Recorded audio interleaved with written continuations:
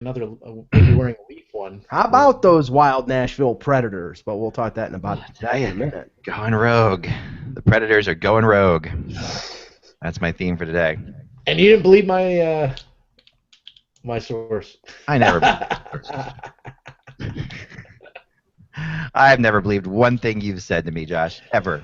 Now you sound like Greg Brady. Oh, yeah. Ooh. Don't start. Wonder if he's Marsha. Not that Greg Brady? All right. Different Nope. Greg. I know who you're talking about. How about this shirt, eh? I've never been able to wear this one. This is a new one. It's a new one for all my Under Armour supporters. That's seriously cool. Podcast. Wow. Yeah, I like it. You know, we've been watching, we talked about TV shows. How about those wild Nashville? We'll talk about the Preds in a second. Oh, jeez. Man, I just came up. I'm obviously. Hold on 1 second. I gotta stop. This shirt shows off my physique. It does. Can you just put up a drape then, just to cover your... Nice. Not interested in your physique, sorry, Josh. It's okay. It's okay. All right. See if I can find out where this is coming from. I hate when Probably there's from the window on your own blog, because I know there's a I know it's the window of my blog, but it's not that one. Okay, it's not me. Closed everywhere. Here it is. I'm always amazed at how far behind that is. Jeez.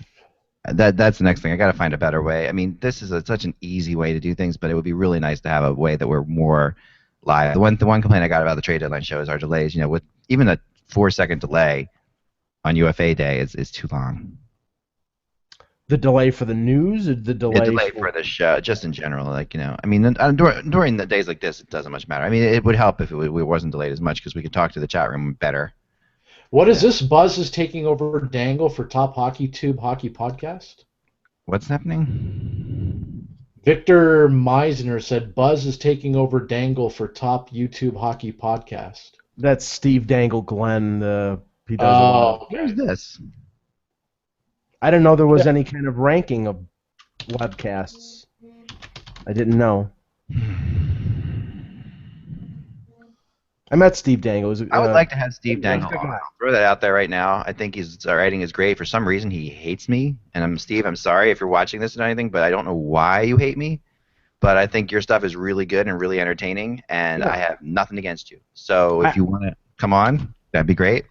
Anytime, you know. Honestly, maybe it's just a rumor that you hate me, or maybe I'm just too sensitive when I read my tweets. But I just think that I would love to have you on. Well, I met him at the Leafs rookie camp last week, and good guy, and very entertaining guy. You know, I don't know.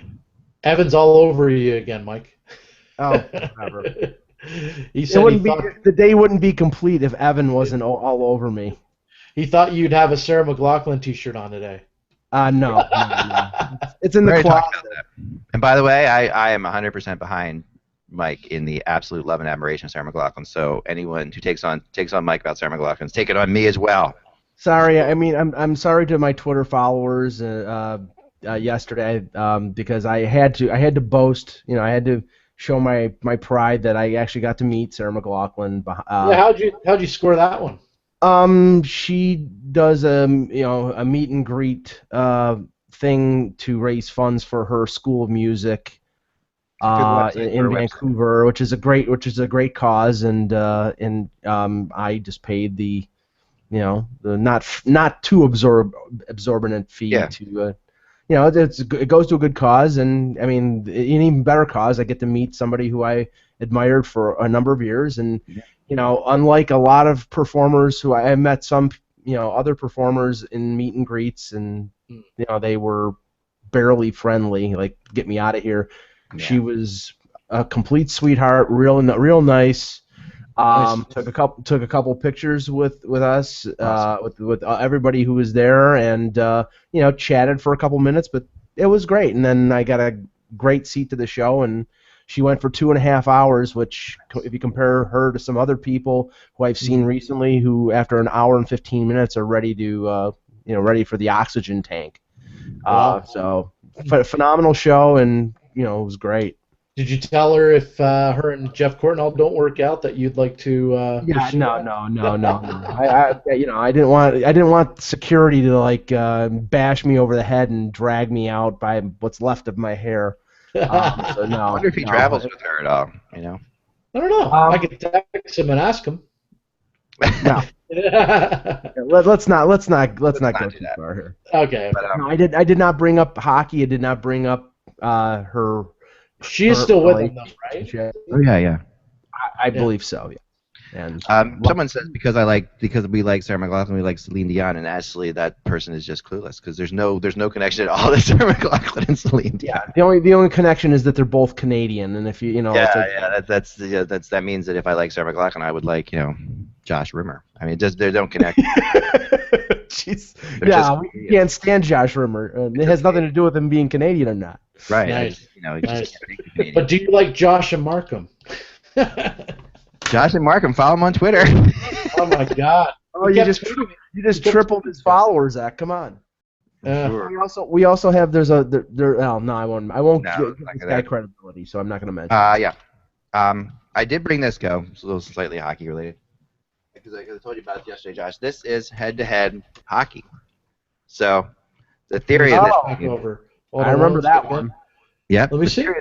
This is the same as the head-to-head baseball. I've never seen it. Yep. This is big.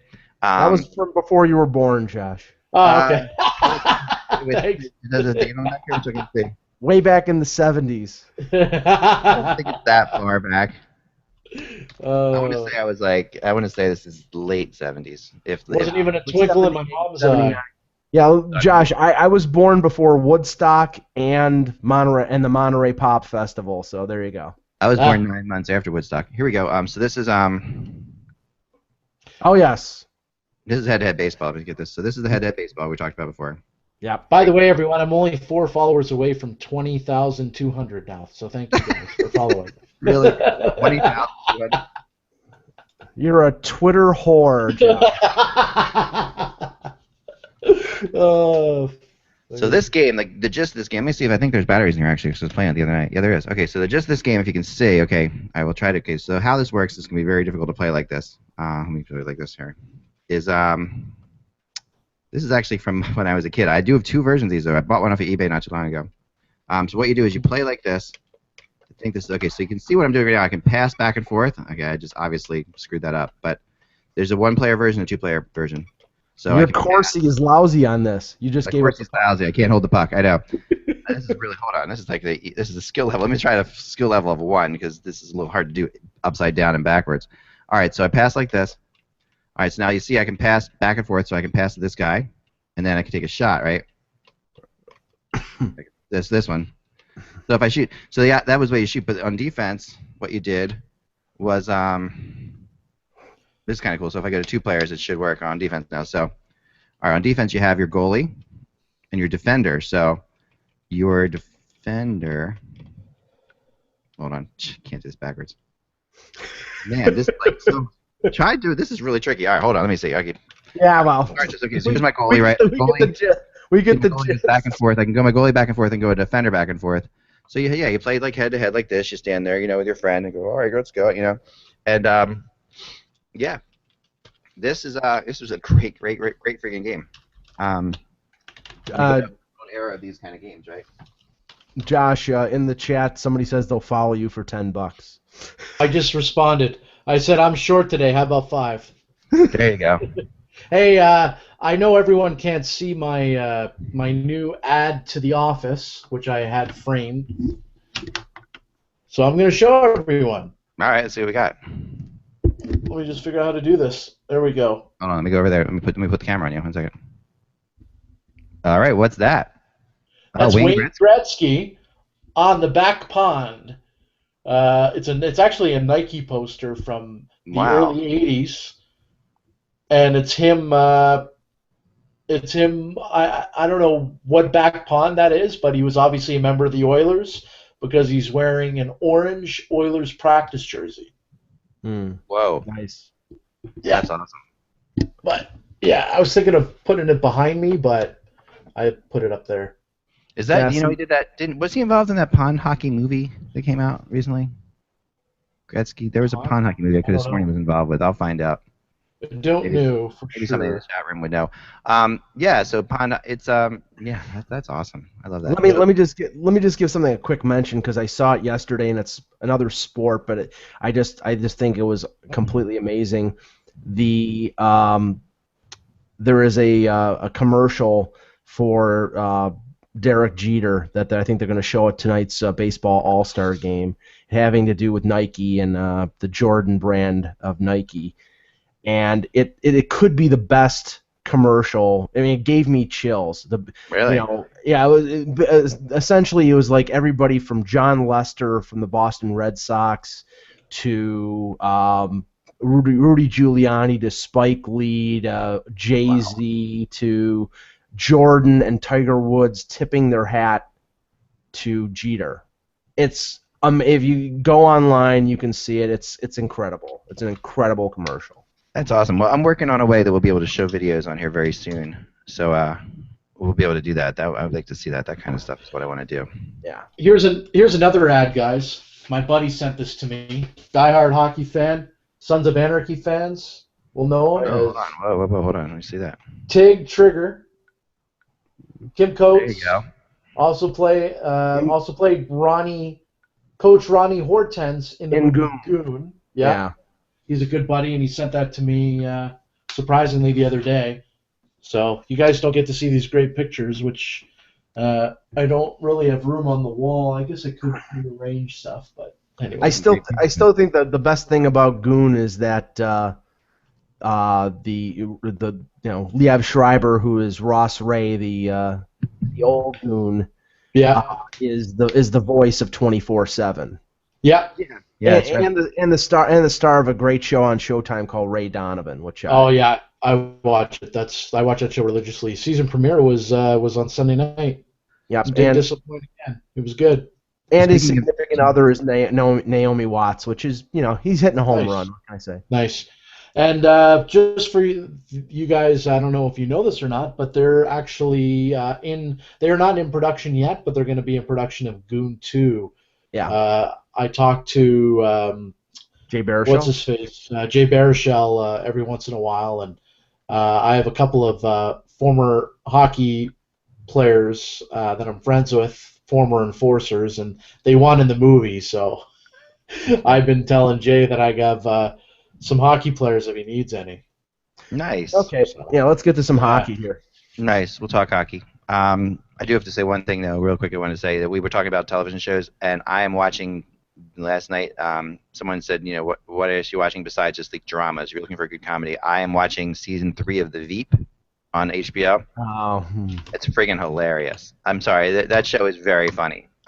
It has moments when it's like stupid. Yeah. It's definitely, yeah, Josh. Someone said you stole that picture from Darren Dreger. I believe that. What picture?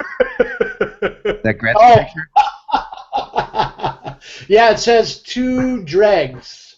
Right. Best regards, your friend Wayne Gretzky. I stole my last thought from Bob McKenzie. I was just Bob was at a Timmy Horton somewhere up on his up near his cabin, and I was at a Dunkin' Donuts, and I basically said, "Sorry, I dropped my phone." Yeah, so we all steal from each other. That's what we do here. Yeah. Yeah. Okay, sure. so. Yeah. It's all right. All right. It's all good in the hood. It is all good. All right, let's start the show. We've got some stuff to talk about. Can't believe hockey stuff is still happening. I'm going through the Stage 5:15? Game of Thrones fast so I can watch House of Cards. I'm getting bored already of Game of Thrones, to be honest. Oh, I told you have to fight through the early boredom. It pays off in the end. Just you have to get your wife to wear a corset. Get your wife to wear a corset while you're watching it, and have and make sure you're eating like a turkey, like a raw turkey wing the entire time. Then you'll feel like you've got it. I'm on season 2 right now. Yeah. So there you go. I've never watched. I've watched a little bit of Game of Thrones. I'm not really into that kind of stuff. Too intense for me. Yeah. Usually I'm not either. But Dealing I do with 30 intense. NHL teams is stressful enough. I don't need the extra stress of games. Alrighty. I love when people in the chat room. I love when people in the chat room have to tell you what the date. No, I think it's awesome. People know, which is great. All right, I do have some Lecavalier news, but we'll get to that. All right, it's Tuesday, right? Yes, Tuesday, July 15th, 2014. Here we go. All right. Is it really? July 15th. We're 10 days away from the summer Christmas. Here we go. Ready? All right. Hello, Hockey World. It is Tuesday, July 14th, 2000. Yep. No, what? What the fuck? All right. What was that? He said 14th. One. Oh. If I could put this on my head right now and hide, I would. It used to fit, man. I've grown. Want a wig? Got a Chewbacca mask over there. Okay. All right. Take two. Take two. Hey, Hockey World. It's Tuesday, July 15th, 2014. I'm Michael Agello. I'm Josh Rimmer. And I'm Eklund, and you're watching the HockeyBuzzcast on HockeyBuzz.com. Now the #1 podcast on at 1 o'clock in the afternoon in the summer in hockey. I guess. Somebody said that. Anyway, we'll leave it there. Stuff happening today, kids. I mean, wake up this morning and all's quiet on the Eastern Front. But then suddenly, news starts flying around about things out west. And before we know it, the Preds have announced that they have not just signed one person that couldn't get a contract. They have signed 2 centers that couldn't get a contract. And they have, and these are two interesting signings for the Nashville Predators to make. Let's start with Derek Roy. And Josh, your thoughts on the Preds signing of Derek Roy? Well, I got tipped off a couple hours before it was released that he would be signing in Nashville, and was a little thrown off when I saw the Ribeiro signing because I was expecting to hear about the Derek Roy signing. I mean, when I spoke to Derek on July the 4th, he told me he was close to signing a contract, and there was one team in the East and one team in the West. I strongly believe the Predators were not that team in the West that he was thinking was a possibility. I think with the Mike Fisher injury, obviously that opened a door for them to bring him in, but they ended up signing 2 guys. Nashville Predators guys have had an interesting offseason, adding James Neal, Olli Jokinen, and now Derek Roy and Mike Ribeiro. This is a team that's been a defensive-style team for a long time. Might see a lot of offense for the first time in a long time, if even ever, in Nashville. Maybe this some. This is the new and rogue. I'm telling you, we talked about before. The Preds have gone rogue, man. Yeah. Preds are picking up guys that the Preds never would have picked up before, and they're going. This is very Jersey Devil of them. These signings, they're picking up. Like the guys that they pick up. Jokinen is because they're picking up a lot of guys who can be awesome. And are invisible at times. A lot of the players, they all sort of share a similar trait, in my opinion, that way. But if they're all awesome, and if Laviolette, who is very good at motivating players the first time around, Laviolette's one of those guys who, his first year could be really good. This could be fantastic. They've got a ton of centers right now. Mm-hmm. They've got like 6 or 7 centers, depending on who you count as a center. I think you could see it, and I actually also heard. And I'm going to get Mike's thought on Ribeiro as well. I also heard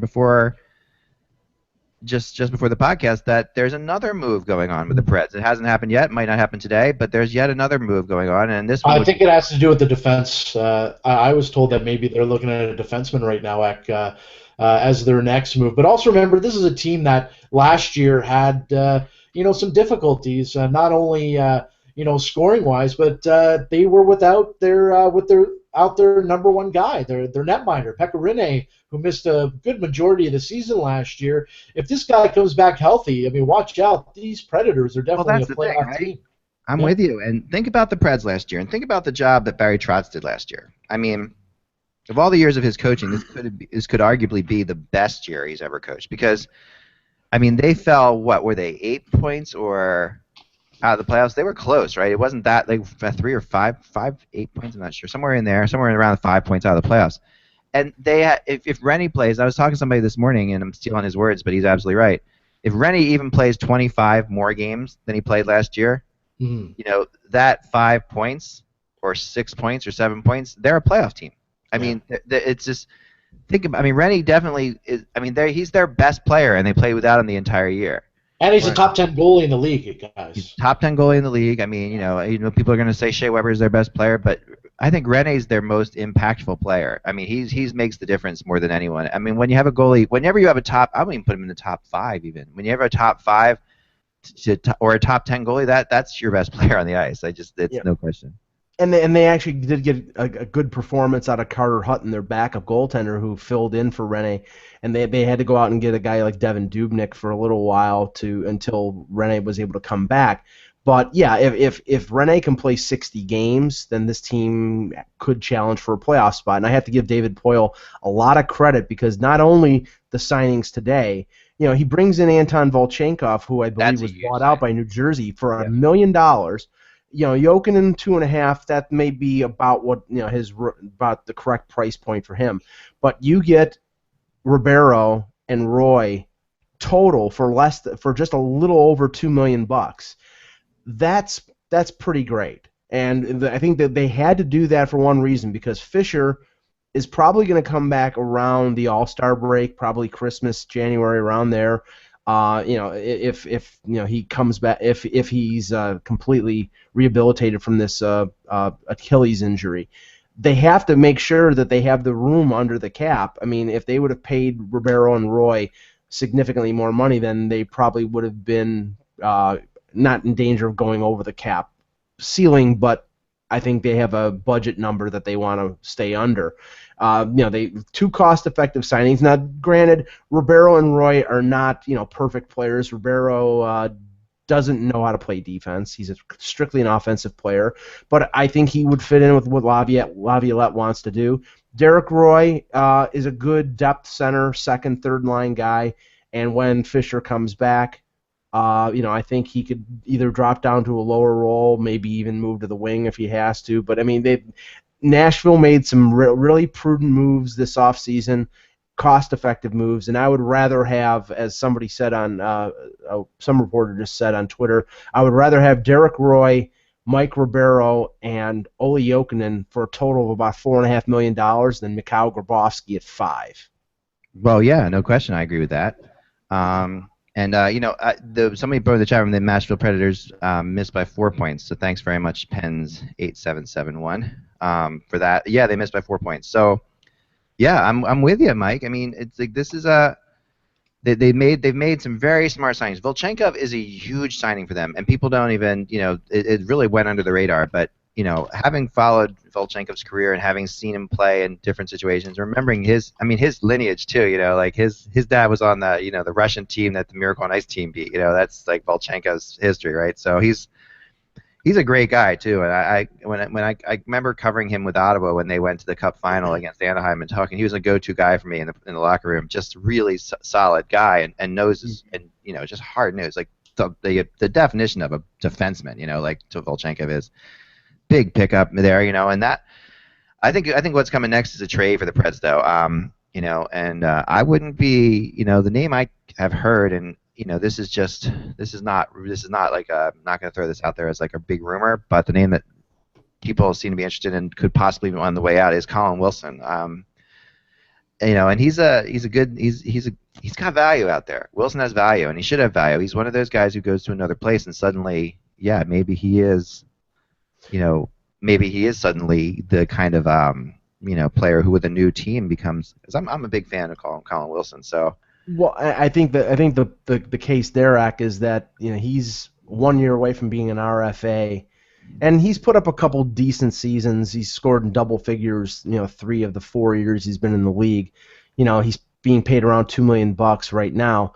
If they think he's not worth significantly more, and he could get more as an RFA if he goes to arbitration, then and if they have the numbers up the middle or at forward that they can dispose of him and get either more depth on defense, which I don't think they really need, or maybe a winger instead of a center, then a move like that makes sense.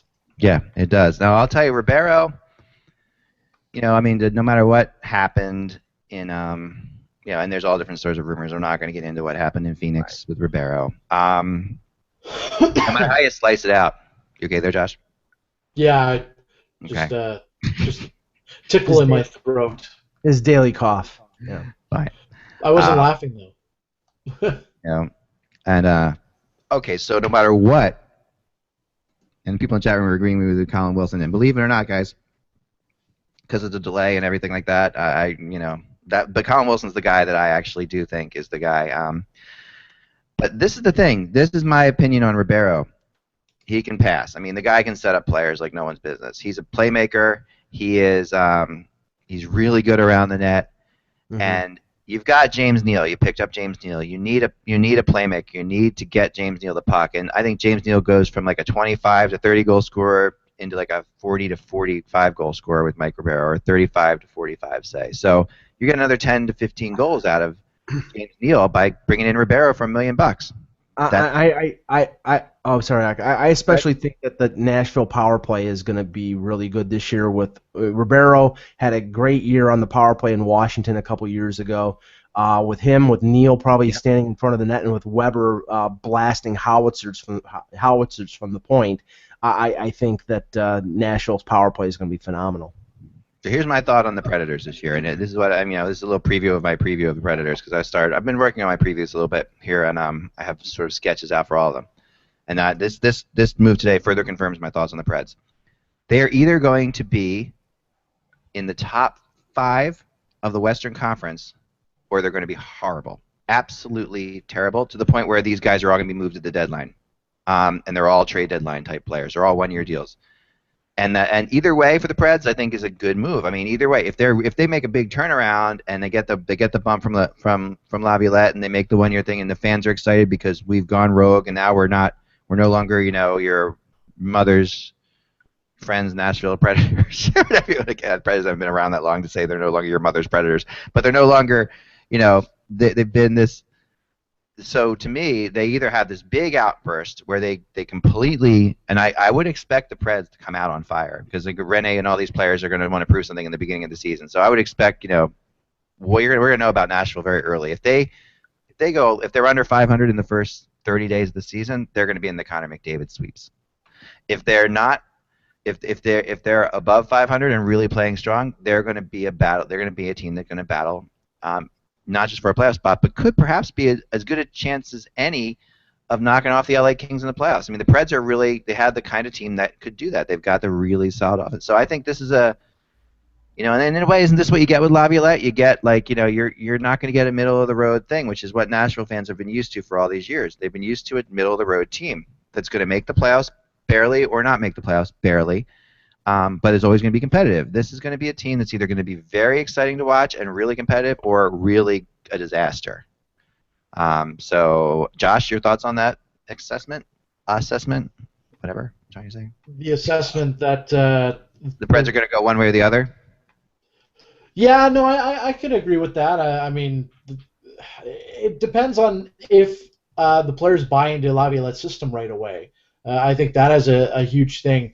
If Laviolette can get all these guys on the same page, right out of the gate, if they have a good training camp and practices and everything, and everything gels well, I think, I mean, they could run out of the gate and be a powerhouse. But again, if they don't gel right away, it could take a while. I mean, we know when coaches come in, new coaches come into onto a team and implement a new system and everything, sometimes it takes a little while for the players to buy into it and get everything organized. So, historically it hasn't, though. With Laviolette, historically it hasn't taken long. His first year in Philly was effective. His first year in Carolina was effective. The problem with Laviolette is he's a quick burning candle.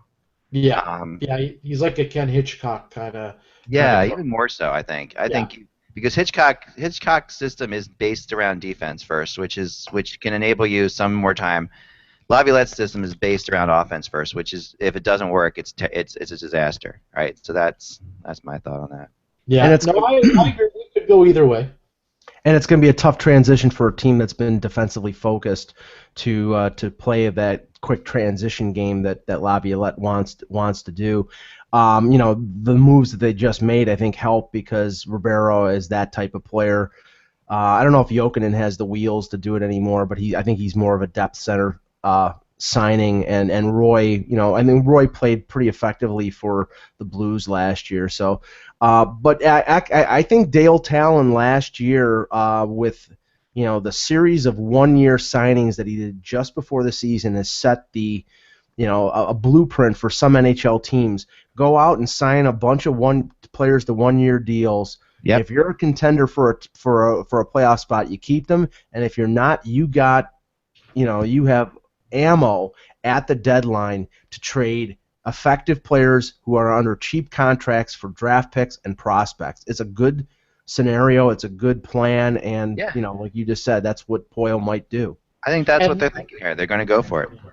And the other thing, guys, is these four players. Think about it. James Neal has had issues staying healthy. If he could stay healthy, that's a plus. Olli Jokinen's had, he's played really well under certain coaches and not so well under others. He flourished under Mike Keenan in Florida.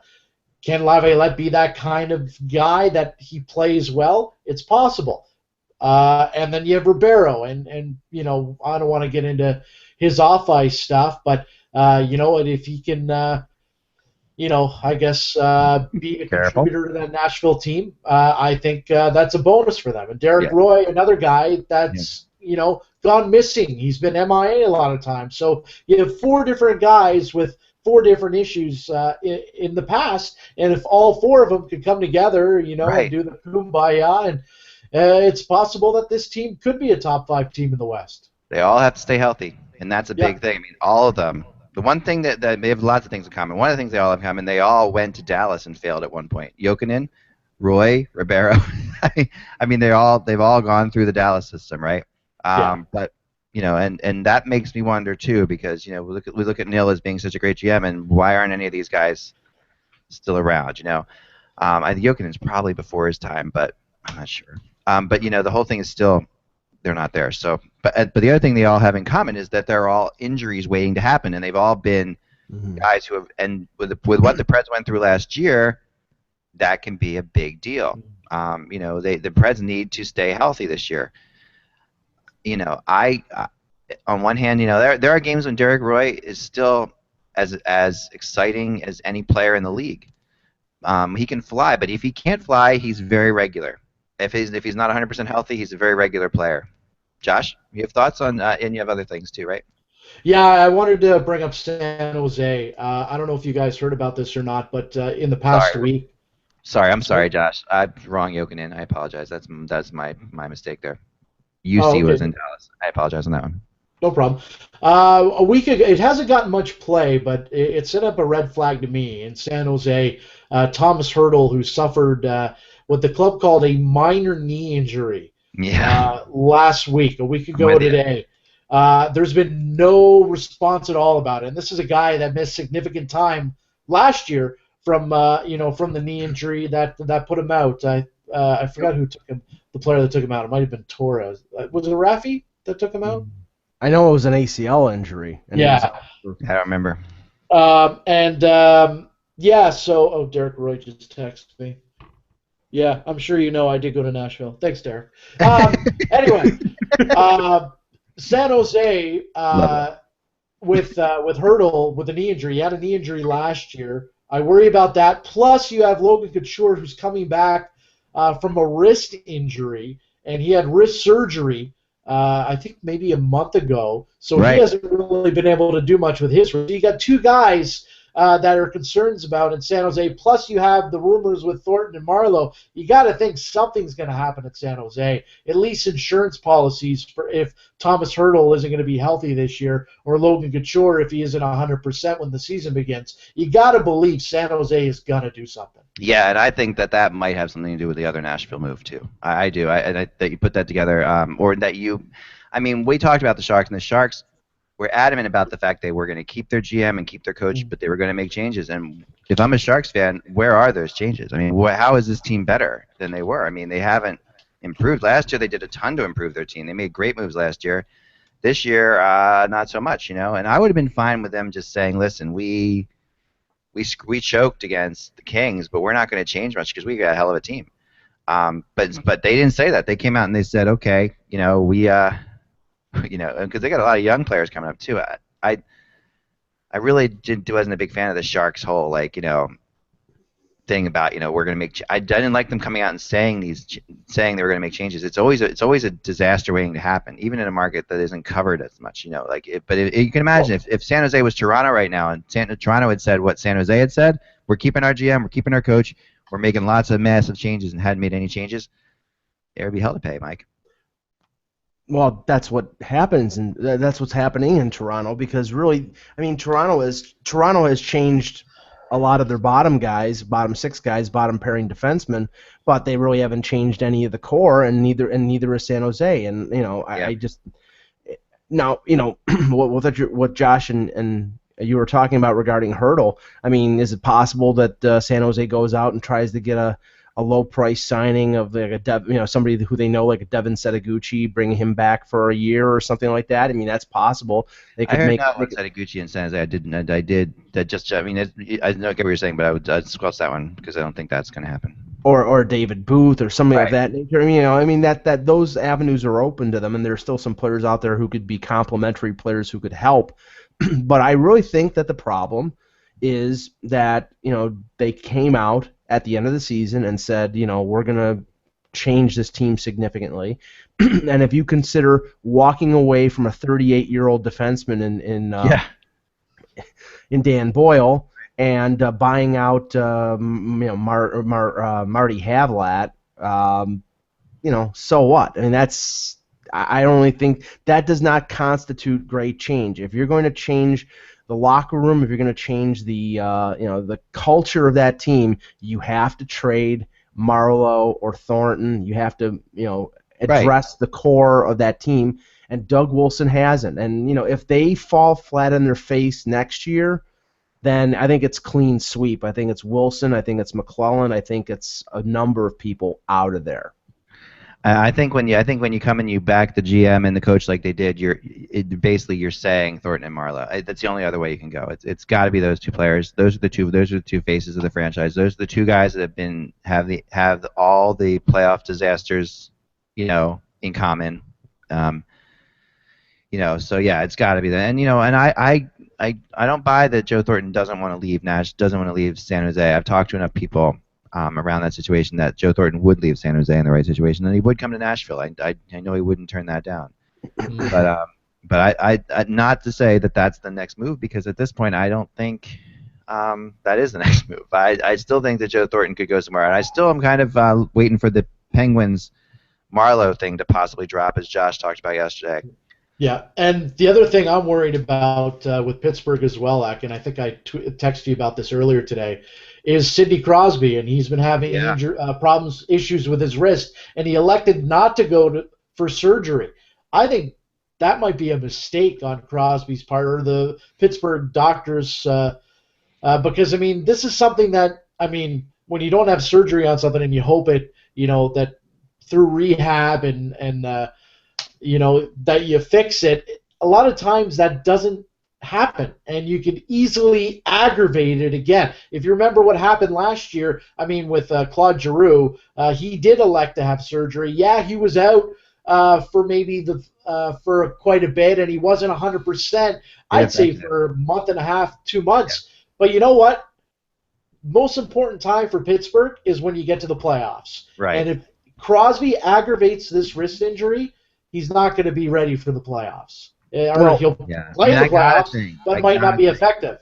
But you got to think as well, he wasn't effective in the playoffs this year, Ak. He wasn't effective at all. I'll go as far as say I didn't think he was honestly effective in the Olympics either. I mean, I thought Crosby was sort of, he had an MVP year and all that stuff, but to say he wasn't the reason that Canada won the gold medal by any stretch of the imagination. It wasn't an effective player in the Olympics either. So there was something. It seemed like there was something wrong with Crosby all year. Yeah. Well, what would bother me? What would bother me from the Pittsburgh point of view is that, I mean, it's the middle of July right now. If he had surgery tomorrow, you're 2 months away from the beginning of training camp, and 2.5 months away from the beginning of the regular season. That might not be enough time for him to heal from a surgery. Then why the hell didn't he have the surgery 2 days after the playoffs were over with? I gotta think that he's got doctors that are. I think Sid. I have to say that this seems like a situation where it's probably just you could get surgery, but it's no saying whether it's going to really help or not kind of situation. I just have to think that, I mean, it's Sidney Crosby, right? I mean, I bet you that every player in the NHL has a similar situation to this. They're looking at their shoulders or elbows or knees and like, oh, okay, maybe I could get surgery on that knee this year. Nah, that's I won't. And it happens every year, right? With probably 80% of the players who are all could do something. But I think Crosby's. I just have to think that it's not serious enough. I'm going to go with him on this one and say, because he's smart enough to know what we're saying, and he knows all these things, and he's been in this situation before. Well, let's just say they're opening themselves up to a can of worms if 10 games into the season he has a sore wrist and his production drops off significantly, because now with trading away James Neal, and now with the with Marc-Andre Fleury 1 year away from being an unrestricted free agent and having to make a decision, all the weight on him with a new GM, with a new coach. The things that are most important right now in Pittsburgh is getting consistent production and health out of Malkin and Crosby, and if they don't do that, that team's up the well-known creek without a paddle. Yeah. Well, that's for sure. But I will say this, guys. One of the more quieter Pittsburgh signings this year, I think it actually happened on July 1st, was Patrick Hornqvist, formerly Nashville Predator, now in Pittsburgh. If Hornqvist is playing with Malkin, which I think is a good possibility, he could be a 70-point forward. Oh yeah, he could score as many goals as James Neal. I mean, that's the thing about Hornqvist is he's not as physical or nearly as tough but he's a really skilled player, and he'll thrive in Pittsburgh. There's no question about it. That was not a dumb trade by either side. I think it's one of those situations. Both players will do better in both cities. And Pittsburgh is, I think what their hope is that Steve Downey was signed for a 1-year deal. I know he's had some concussion problems. Yeah. I believe what they're hoping for him is to be on a third or fourth line, just contribute some offense, maybe 10, 12 goals, maybe play on that third line with Brandon Sutter. Get some depth of scoring, because the one thing, and it's similar to a Toronto situation, is the fact that Pittsburgh was so front loaded. Their top 6 forwards were doing most of the scoring. They were getting no significant contribution out of their bottom 6, and I think one of the things that Rutherford has gone in and tried to do with the trades that they've made, bringing in Spalling, bringing in Downey, adding a couple more players, is to improve the forward depth of that team. If they can get some more production out of their third and fourth lines, it takes a little bit of the pressure off of Crosby and Malkin. Oh, for sure. I couldn't agree with you. I mean, that's what they need to do. I mean, I think that expecting Downey to be any kind of UC Jokinen replacement is a scary thing, though. I mean, and I do think that that's what he was signed for. Downey he was never right after his concussions last year, and he was a mess in Philly. Yeah. I mean, as much as I like him, and he was really a good player in Colorado, and I kind of root for him because I like the way he plays the game. Tocchet worked with him in Philly, and that's why he went to Pittsburgh, because Tocchet. So and Tocchet will keep working with him. And he played well in Tampa Bay too. And I was surprised when they traded him. So yeah, and Tampa loved him there too. The Tampa team, there were a lot of people who were really against that trade. That was a really controversial trade within that organization. So yeah, I'm with you on that one too. Let's talk a little bit about Vinny Lecavalier. Some people have wanted to discuss this. Trying to say this in a way that I don't get in trouble for saying it, but the Vinny Lecavalier news is that the Flyers did work out another deal with another team. This one a Canadian team, but unfortunately, Vinny nixed the deal, so it's not going to happen. But so why I say it is not for any other reason than to say that it's not impossible to work out a trade for Vinny Lecavalier. Like, you would think that, because now they've talked to Nashville, they got close with Nashville. if they took more money. They got close with Florida, and they actually worked out a deal with another team, and Vinny said no to it. So it's not out of the question that Vinny could still be moved. The Flyers don't. I don't see him fitting onto the Flyers team, and I don't know that they would buy him out. But I don't know what I don't know what their next move is going to be with him. Heck, I also think with the two signings of Ribeiro and Derek Roy today, this might open the floodgates again, and we might start seeing some more signings possibly. Yeah. I mean, there's still some pretty good names out there. I'm curious to see where Daniel Alfredsson goes. We've been waiting on Ville Lainu. Ray Whitney's out there. David Booth's out there. I think Saku Koivu might sign a 1-year deal, but he also could. I think he might remain in Anaheim. I think that's a possibility that he stays in Anaheim. Setaguchi's still out there. We've talked about him. Lee Stepniak's still out there. Todd Bertuzzi. I mean, there's still Dustin Penner. There's still some pretty good forwards out there, and I think these two signings today might finally open the floodgates. Yeah, this is definitely the kind of signings we're going to see from now on, right? We're going to see 1-year deals, and I'm a big fan of 1-year deals because players have to perform. It's all set. It's in place, and it's a chance for a guy to play. It also is a great deal for as a potential trade deadline thing because these guys are all on their last year of their contract, right? So why not go out there and make this move? And there's really only 2 NHL guys that are centers that are available, and that's Koivu and Michael Handzus. So the 2 centers that got signed today in Nashville in Ribeiro and Derek Roy. Now you look at the free agent pool, and there's only 2 guys that are NHL-ready guys in Handzus and Koivu. And after that, I mean, you look at the list, and it's all guys that played in the AHL. Zenon Konopka, I mean, but he's a 4th-line center maybe. After that, I mean, yeah. Scott Gomez is still out there, guys. If you want him. Oh, I'm holding my breath.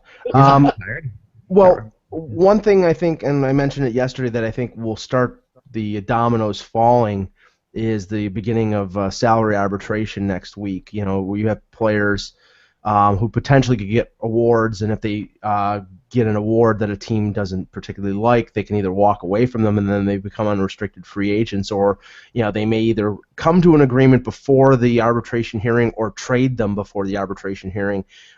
There's been some whispers in Toronto regarding Cody Franzen. A defenseman like that who is a pretty good offensive defenseman, a little challenged in his own end. There are teams out there. I've heard speculation that Calgary would be interested in Cody Franzen. Possibly Vancouver would be interested in as well. He's from the Vancouver area, so I mean that would be something to look out for. But the domino effect of people in arbitration. If a team walks away, then they could also fill that gap with a free agent who is out there right now. So that should be something that we have to look out for in the next week or so. Yeah, I just got a text to keep an eye on David Booth in Nashville as the other move. It's possible, but I think that I'm still kind of leaning towards that being a trade from people I talked to earlier today. But I can definitely say this: that things in Nashville are changing by the minute. Because they really are changing. I mean, there was a time when Derek Roy wasn't on their radar, and then he was suddenly very much on their radar, and now he's signed. Ribeiro wasn't on their radar, and now he is. Lecavalier was, and now he isn't. And now David Booth, perhaps, in Nashville as well, from what my source says. So, I don't know. There's going to be one more signing. There's going to be at least one more move that the Predators make. And I was told it could come as early as today, perhaps tomorrow. Yeah, as far as Saku Koivu goes, doesn't it make sense for him to go back to Montreal? I mean, I just want to see that. I just want to see that happen. I mean, I know that other people say, that I know there's baggage there and everything, but it seems like there isn't. I mean, it seems like Canadian fans are the kind of fan they would just eat this up if Saku came back. He could fill the role vacated by Brian Giunta in terms of the leadership role, the emeritus position, if you want to talk about that. But if not him, I mean, if not Montreal, then I think the possibility. I keep going back to Minnesota when it comes to Saku Koivu because I was told no. Nope, that Saku doesn't want to go there because he doesn't want to upstage his brother. Yeah, I mean, I see that, but I mean, there are two different spots in their careers. I mean, Mikko Koivu is a top 6, top 2 line center, and Saku probably is at the point right now in his career where he'd probably be a 3rd or even 4th line guy. So it would make a little bit of sense, but yeah, I mean, that might be an issue. Yeah, I mean, I think as a 3rd or 4th liner, he's a. Sorry, Josh, I muted you there because it did sound like you were cleaning fish. No, I was making my green shake. Oh, okay, well, yeah, because suddenly it was like, okay, there you go. Yeah, sorry, wasn't cleaning fish. Right. That's okay. So, I mean, I really want to see that. I don't know. We want to see Josh drinking Prel shampoo on a webcast. Thank you. No, it's Green Purium, Appleberry. Very good.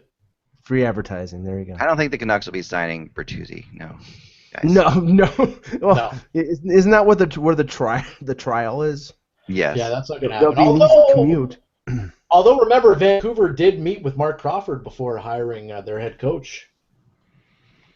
Yeah. No, just kidding. That's not going to happen. Not gonna. I mean, there's a lot of things that can't happen, or that could happen. But I think Bertuzzi could end up somewhere. Colorado is a possibility. Someone mentioned in the chat room. Colorado would make some sense for Bertuzzi. He's the kind of player I think I could see Patrick Waugh bringing him in. I like what Colorado's done in the offseason, by the way. I think Colorado's going to be right back where they were. It's funny, Colorado benefited from the cap problems of the Bruins because of the bonuses to Iginla's contract last year. I mean, there's been some speculation regarding Boston and them bringing in a veteran forward, and from everything that has been out there, their cap problem is so bad they may not even be able to afford a guy to sign a player for a 1-year, like $1 million deal. That's how tight against the cap they are, and that's going to leave the door open in the Eastern Conference. Not to say that but some of these teams in the Metropolitan Division, like the Rangers, who I think took a little bit of a step back this year with some of the departures. But Philadelphia, if they get goaltending out of Mason, or Pittsburgh, if Fleury has a good year and Crosby and Malkin can stay healthy, the Eastern Conference is more wide open than the West, and Boston might be ready for a fall if they can't add some players or find some way to create some cap room to bring in some reinforcements. No, exactly. They're really up against it. I agree. It's going to be a real tough spot. Let's take some questions from the chat room, and then we will get. The reason we have not gotten this is going to be the way this is going to work. So Edmonton, we didn't do Edmonton Pittsburgh today, and we're still trying to get our guest lineup for this. And the reason and also we had some breaking news. So it's the summer, guys. So my thought process is this: the shows are going to be a little bit hard to predict as to which way we're going to go. If we get some signings like this to talk about, then we have to kind of talk about them. And then there's going to be plenty of days in the summer if we're going to do this all summer, which we want to do. If you guys are up for it, there's going to be plenty of days in the summer where there's nothing happening at all. So that's when we want to talk about the team. So for now, we kind of just Pittsburgh and Edmonton, we preempted today, but perhaps we'll get to them tomorrow. Well, we really talked about Pittsburgh, so we talked a little bit about them, but we got to really talk about them. But right. This is I have some notes on both teams and different things like that, so I really want to get into it. But right now, we still have hockey news. So as long as we have ongoing hockey news, we're going to stick with that for now. Questions from the chat room. Rotch1 says Flames would love Boychuk. No, sorry, that's Flamester saying that. Sorry, I messed up that. Anything new on Joe Thornton, Eck? No, you sort of talked about that a little bit, but nothing really new, except to say that I still don't see him starting the year in San Jose. I don't know, whether that is he ends up in Winnipeg, or whether he ends up in, I've heard Tampa's name mentioned, or the Islanders. There's a lot of places Joe Thornton could go, and maybe the Maple Leafs. So anything's possible with Joe Thornton still at this point. But I haven't. What do you think, Josh, on Joe? Well, I was going to say, speaking of the Maple Leafs, we haven't talked about the biggest signing today, guys, and that's Paul Ranger going to Switzerland. Yep. To play for what? The Bern Bears? the team in Geneva, Savret. I saw a game. Servette. I saw a professional game. I saw the Burn Bears play live in Switzerland. Yeah, in the year was 19. All right, this is a tough one. 1992. I was in Switzerland, and I saw. And Bern is a really cool town. And at that time, the Bern Bears featured such former NHLers like Mike Gardiner and Reijo Ruotsalainen were both on that team. Everyone I've talked to loved Switzerland that went and played in Switzerland. Yeah. Well, this was before Switzerland was. I mean, in the early '90s, Switzerland was. Now Switzerland's becoming quite a hockey hotbed. In fact, I do believe that we're only a couple Olympics away from Switzerland being right there with Sweden and Finland and other teams. As far as hockey powers go, there's a lot of good players coming out of Switzerland and there's a lot of players playing hockey in Switzerland. So. Yeah, and the team that Ranger is going to also has a couple former NHLers like Matthew Lombardi and Alexander Picard, but nobody else. He was Ranger was not getting significant interest from around the NHL. Probably invitations to training camps. He got a 2-year deal in Switzerland. I don't have any details on the money, but when you get a suck there. I mean, it's like, why not? You get 2 years there. You take your wife there. You have fun. I mean, Paul Rangers is a great guy. Really stand-up guy. I mean, it's not like he's going to the KHL, and we've talked about and not to cast aspersions on the KHL, but in terms of it's a great place to live. Switzerland. It's and travel is extremely limited, so that's a factor. And the fans are great. I mean, even the game I was at, it was loud, and there's that soccer type feeling to it where people bring their own drums and things like that, and it really gets going. Bern was funny because Bern, which means bear, in Bern, Switzerland, they actually have bear pits in the middle of town. So as you're walking through the town, there's just a hole there with that you can look down into, and there's wild bears down there. They call them the bear pits in Bern, and I can also say that talking to Danny Beer and Claude Giroux, they love playing in Switzerland during the lockout. So they played in Germany, but one of them played in Switzerland during the last one. But they love playing in Germany, so I messed up because why I'm screwing this up in my head? This summer, man, polar bears. They play for the polar bears. Giroux and Briere play for the team called the Polar Bears in Germany. Anyway, let me take a question from the chat here. Victor Miznar asks, any word on Jake Gardiner's RFA contract or RFA situation contract with the Leafs? I don't foresee any problem here, Victor, with the Leafs getting Gardiner signed under a new deal. He comes off his entry-level deal. It's going to be a 1 or 2 year bridge deal, probably 2 years. They're going to pay him because they really have to. He's not going to salary arbitration because he's not eligible. I would think he's going to probably get around $2.5 to $2.75 million around there. That's what Kadri got 2.9 after almost leading the team in scoring. Gardiner had an up and down year. But he's a defenseman and he's a mobile defenseman, so I think that's what will end up happening. It may not get done until August, but I don't think there's any danger of a holdout here, so I think it'll get done. Hey, I want to ask you guys, can we play a game of Would You Rather? Sure. I'd like to ask you guys, would you rather have Jokinen, Ribeiro, and Derek Roy at $4.55 million for this year, or Grabowski for $5? This is what Mike just brought up. I know. Oh, did you just bring that up? Yeah, Josh. But you're right.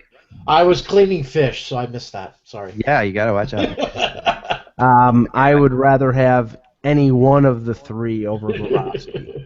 No, it's for sure. I mean, and Grabowski is good for, the first game he's going to play for you and maybe a little bit of the second game, and then he's going to get disinterested. So it's a shame. He's such a talented kid. So I don't know. If I was... Grabowski is just an enigma. Just an enigma. Let's see if we have any other questions in the chat room. Some guys want to talk about the Flyers and Vinny and Ville Laino. Still possible, I was told. The Flyers right now are, they have today and yesterday they had their prospects canoeing down at the shore.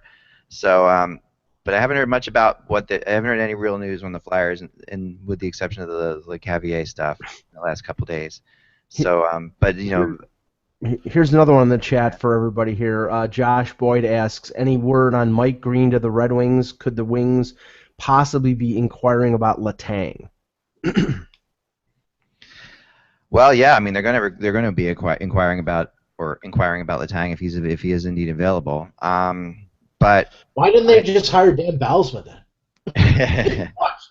I know. Let's start there. Yeah, that would be why you wouldn't hire Dan Bylsma, because look, Letang and Bylsma weren't exactly a killer combination there on the defensive end of things. Yeah, I kind of agree with George in the chat room who says Holland won't trade a guy like Tatar for a rental in Mike Green. I kind of agree with that sort of to a degree. I don't think that the Red Wings, I'm surprised they didn't get Volchenkov. They were in on that. I was really surprised about that. So that's kind of the player they were looking at, that sort of player. Yeah, that's going to be that's where I would expect that to go. Will Granberg be given a good shot to make the Leafs this year, gentlemen?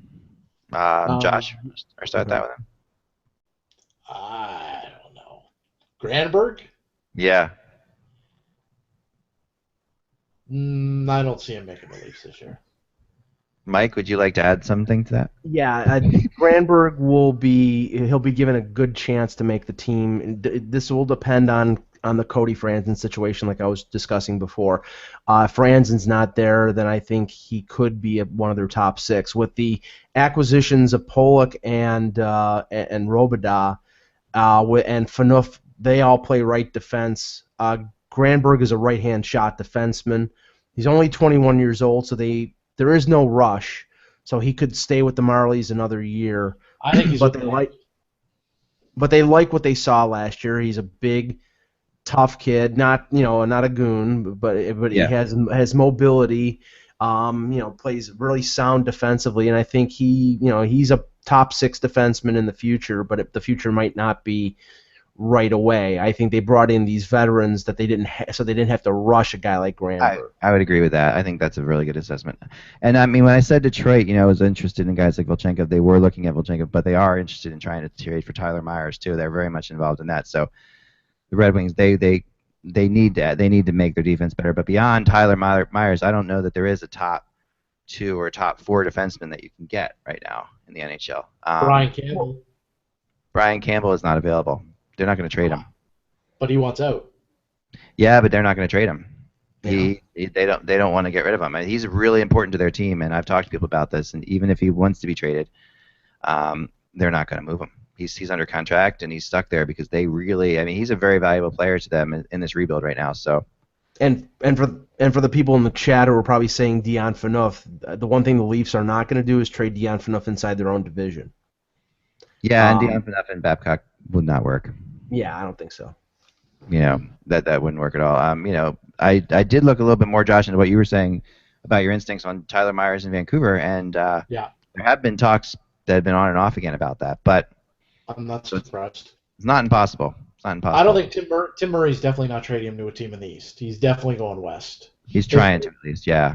Yeah, he doesn't want trading a guy like Myers to come back and bite him, especially just starting out as a general manager in the NHL. If you're going to move a 24-year-old potential franchise level defenseman, you want to send him someplace where you're going to face him once or twice a year, and not 5 or 6. Yeah, I mean, he's got. I mean, that would be like Ottawa letting a team like Boston get a guy like Zdeno Chara. Just a bad idea. Yeah. And that's what we saw. That was obviously. How did that turn out? Yeah, it was a free agent thing, but honestly, you think Ottawa doesn't resent that move all the time? I mean, that's an obvious one, right?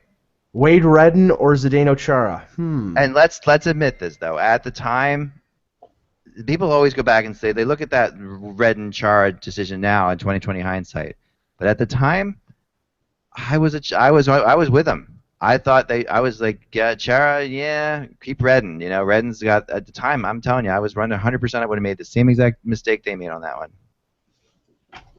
Josh, I mean, do you remember, what are your thoughts on that move back then? I mean, did you feel that way, or were you a Chara guy?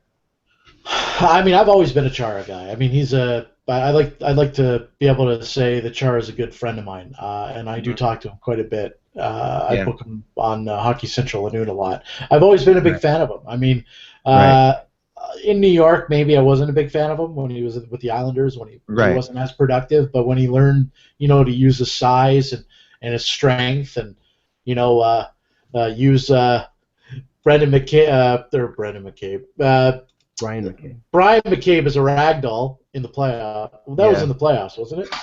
Yeah, I believe so. I think so. Yeah, but not going back and retrying this, but the thing is, he wasn't a Norris Trophy level defenseman, but he was a top flight defenseman when he became a UFA, and the decision was Redden or Chara, and obviously 8 years after the fact, they made the wrong choice. They made it extremely, especially the fact that Redden ended up going someplace else and then getting buried in the American Hockey League for 3 years, which was all while Chara was winning Norris trophies. Yeah, but that was widely, obviously that was Redden's contract that ended up doing that. Redden's contract buried him, and that's the unfortunate thing. I mean, Redden should have been in the NHL still. I agree. And granted, he wasn't. I mean, it's just I still just as much, and I'll take on any Ottawa moves. There've been a lot of crazy Ottawa moves over the years, but that's the one that I have a tough time in good conscience saying, there was 100%, because I think I would have done the same exact thing. Same exact thing, and I don't know. We'll see.